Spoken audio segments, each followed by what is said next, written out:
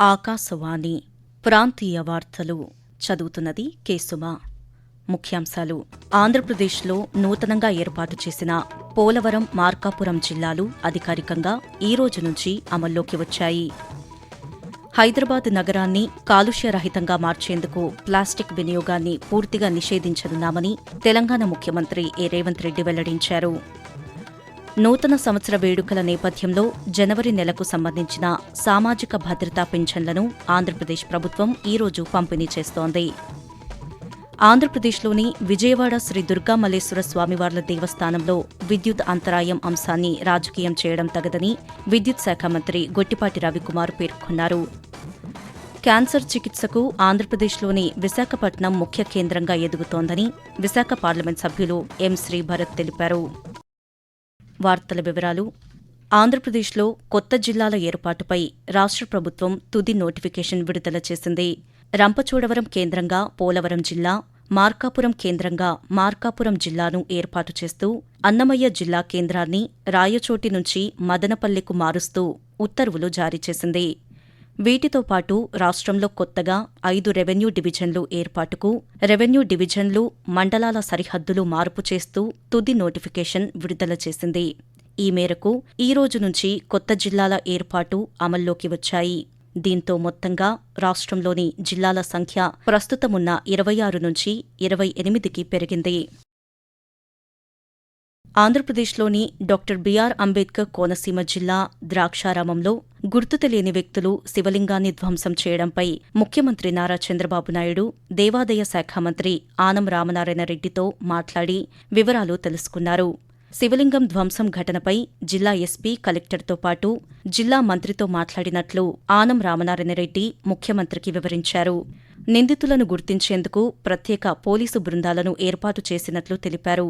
ఈ ఘటనకు బాధ్యులైన వారిని గుర్తించి కఠినంగా శిక్షించాలని, ఘటనపై దర్యాప్తులో ప్రగతిని తనకు ఎప్పటికప్పుడు తెలియజేయాలని ముఖ్యమంత్రి అధికారులను ఆదేశించారు. హైదరాబాద్ నగరాన్ని కాలుష్యరహితంగా మార్చేందుకు ప్లాస్టిక్ వినియోగాన్ని పూర్తిగా నిషేధించనున్నామని తెలంగాణ ముఖ్యమంత్రి రేవంత్ రెడ్డి వెల్లడించారు. హైదరాబాదులోని కమాండ్ కంట్రోల్ కేంద్రంలో పురపాలక, పట్టణాభివృద్ధి శాఖపై ముఖ్యమంత్రి నిన్న సమీక్ష నిర్వహించారు. ఈ సందర్భంగా రేవంత్ రెడ్డి మాట్లాడుతూ బాహ్య వలయ రహదారి ఓఆర్ఆర్ పరిధిలోని ప్రధాన పట్టణ ప్రాంత ఆర్థిక వ్యవస్థ క్యూర్ ప్రాంతాన్ని ప్రణాళికాబద్దంగా అభివృద్ధి చేయాలని ప్రభుత్వం నిర్ణయించిందని తెలిపారు. నగరంలో చెత్త నిర్వహణకు అధిక ప్రాధాన్యమిస్తున్నామని, నెలలో 3 రోజులు పారిశుద్ధ్యం మెరుగుకు స్పెషల్ డ్రైవ్ నిర్వహించాలని అధికారులను ఆదేశించారు. ఆంధ్రప్రదేశ్లోని విజయవాడ శ్రీ దుర్గామల్లేశ్వర స్వామివార్ల దేవస్థానంలో విద్యుత్ అంతరాయం అంశాన్ని కొందరు రాజకీయం చేయడం దురదృష్టకరమని విద్యుత్ శాఖ మంత్రి గొట్టిపాటి రవికుమార్ అన్నారు.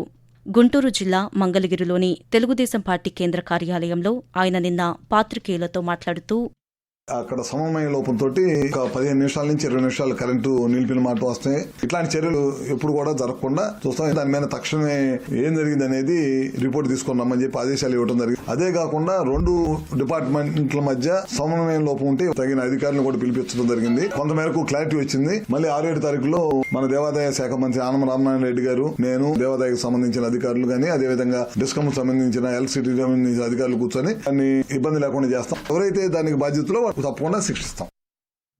అయోధ్య నుండి యునెస్కో వరకు పురాతన సాంప్రదాయాలను ఆధునిక డిజిటల్ యుగంతో మేళవిస్తూ సాగిన భారతదేశ సాంస్కృతిక శక్తిని ఈ ఏడాది ఎలా ఆవిష్కరించిందో ఈరోజు తెలుసుకుందాం. 2025 సంవత్సరం భారతీయ సంస్కృతికి స్వర్ణయుగంగా నిలిచింది. ఈ ఏడాది ప్రారంభమై ఫిబ్రవరి 26, 2025న ముగిసిన మహాకుంభమేళాలో 66 కోట్లకు పైగా ప్రజలు పాల్గొన్నారు. నవంబర్ 25న అయోధ్యలోని శ్రీరామ జన్మభూమి రామమందిరం ఆలయంపై కాషాయ ధర్మధ్వజాన్ని ఆవిష్కరించారు. స్వాతంత్ర సంగ్రామంలో వందేమాతరం నినాదం పోషించిన పాత్రను స్మరించుకుంటూ ఏడాది పొడవునా సాగే ఉత్సవాలకు కేంద్రం నవంబర్ 2025లో శ్రీకారం చుట్టింది. మరాఠా సైనిక కోటలకు ప్రపంచ వారసత్వ హోదా లభించడంతో పాటు దీపావళికి యునెస్కో మానవత్వపు అమూల్య సాంస్కృతిక వారసత్వ జాబితాలో చోటు కల్పించింది. ఈ విధంగా భారతీయ మూలాలను స్మరించుకునేలా 2025 భారత సాంస్కృతిక గమనం అద్భుతంగా సాగింది. ఆకాశవాణి ప్రాంతీయ వార్తలు వింటున్నారు. నూతన సంవత్సర వేడుకల నేపథ్యంలో ఎన్టీఆర్ భరోసా పథకం కింద జనవరి నెలకు సంబంధించిన సామాజిక భద్రతా పింఛన్లను ఆంధ్రప్రదేశ్ ప్రభుత్వం ఈరోజు పంపిణీ చేస్తోంది.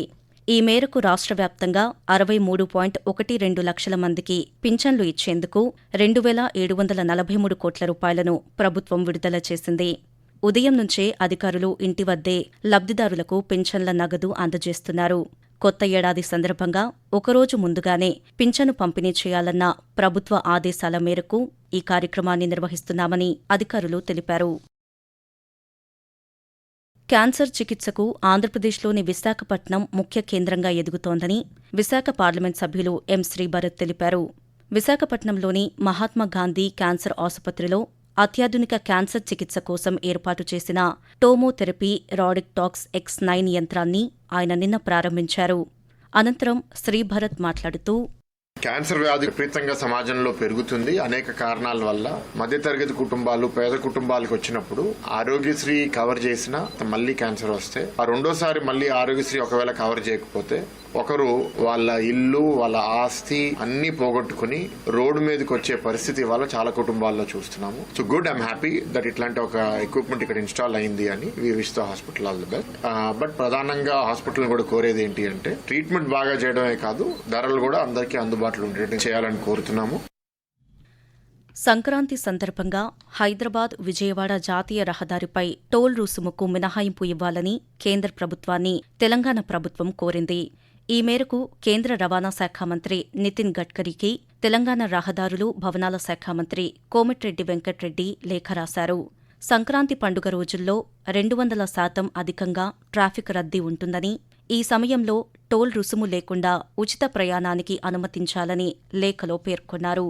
పండుగ రద్దీ నేపథ్యంలో వచ్చే నెల 9వ తేదీ నుంచి 14వ తేదీ వరకు హైదరాబాద్ విజయవాడ రహదారిలో 16 నుంచి 18 వరకు విజయవాడ హైదరాబాద్ మార్గంలో టోల్ మినహాయించాలని కోరారు.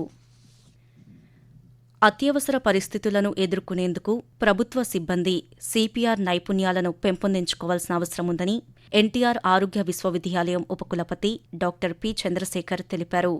CPR ప్రక్రియపై ఆంధ్రప్రదేశ్లోని విజయవాడ లోక్ భవన్ సిబ్బందికి నిన్న శిక్షణా కార్యక్రమాన్ని నిర్వహించారు. ఈ సందర్భంగా ఆయన మాట్లాడుతూ, ప్రాణాధార శిక్షణను కేవలం వైద్య సిబ్బందికే పరిమితం చేయకుండా సమాజంలోని ప్రతి పౌరుడు అవగాహన కలిగి ఉండాలని సూచించారు.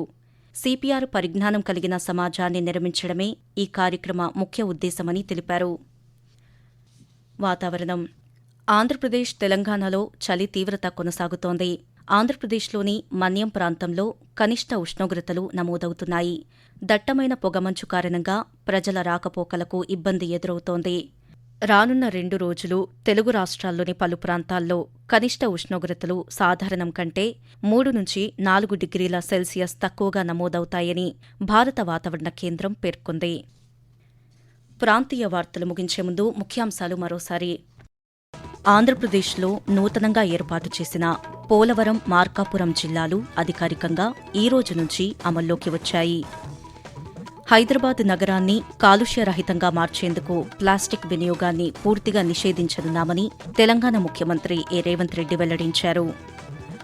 నూతన సంవత్సర వేడుకల నేపథ్యంలో జనవరి నెలకు సంబంధించిన సామాజిక భద్రతా పింఛన్లను ఆంధ్రప్రదేశ్ ప్రభుత్వం ఈ రోజు పంపిణీ చేస్తోంది.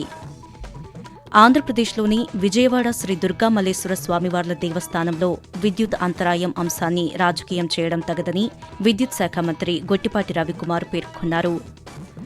క్యాన్సర్ చికిత్సకు ఆంధ్రప్రదేశ్లోని విశాఖపట్నం ముఖ్య కేంద్రంగా ఎదుగుతోందని విశాఖ పార్లమెంట్ సభ్యులు ఎం. శ్రీభరత్ తెలిపారు. ఆకాశవాణి ప్రాంతీయ వార్తలు ఇంతటితో సమాప్తం.